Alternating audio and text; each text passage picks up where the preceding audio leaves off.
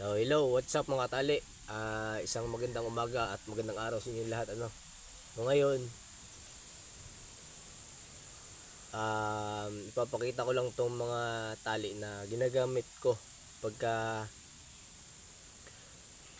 every time na magtuturo or magde-demo ako sa mga estudyante. Ito yung mga ginagamit ko. So basically ito yung tatlong tali yung ginagamit ko lagi, yung mga tali na to. So una, ito. Itong tali na to is isa itong kern mantle rope, static rope. Static siya kasi non-stretchable siya klase na tali, pero nabilong siya sa tinatawag na kern mantle rope. Kasi yung kern mantle rope kasi may dalawang klaseng kern mantle mga katali, yung static tsaka dynamic. Si static non-stretchable yun, si dynamic yun yung stretchy or stretchable.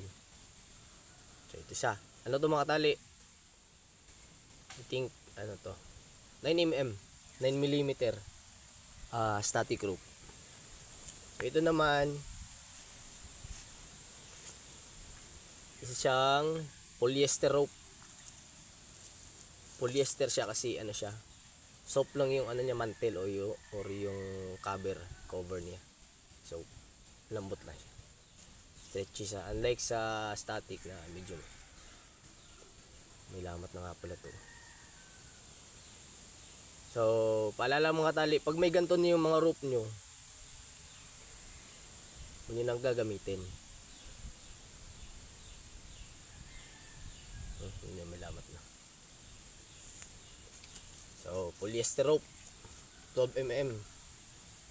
Ito yung ginagamit ko pag halimbawa nagra-rappel ako, na halimbawa nagra-rantan rappel ako or lizard rappel, suicide rappel. Ito yung ginagamit ko, 12mm polyester rope.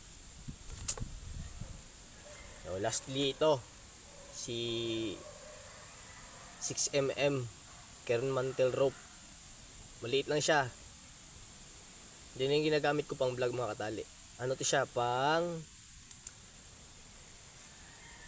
ang tawag nun, ginagamit ko pang prusik nut. Yan, maliit lang siya. So mga katali, trivia nga pala.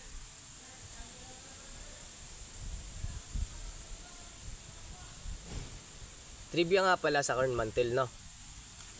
Kaya tinatawag na kern mantle kasi si kern is nagagaling siya sa German words na core, which is yung nasa gitna nito. Ito yung pinakagitna, yung pinaka-core niya, core, German words na core. Then si mantle naman, ito si mantle, yung pinaka-cover niya. Yan, si mantle, kern mantle, yun yung cover niya. So, yun lang mga tali. Sana'y magkaroon kayo ng hilig sa mga ganitong bagay, kasi hindi lang naman to applicable sa amin. Pagka-expert kayo sa mga tali-tali, magagamit natin ito pagka halimbawa most especially sa mga magsasaka, sa mga farmers, kasi meron tayong mga alagang hayop.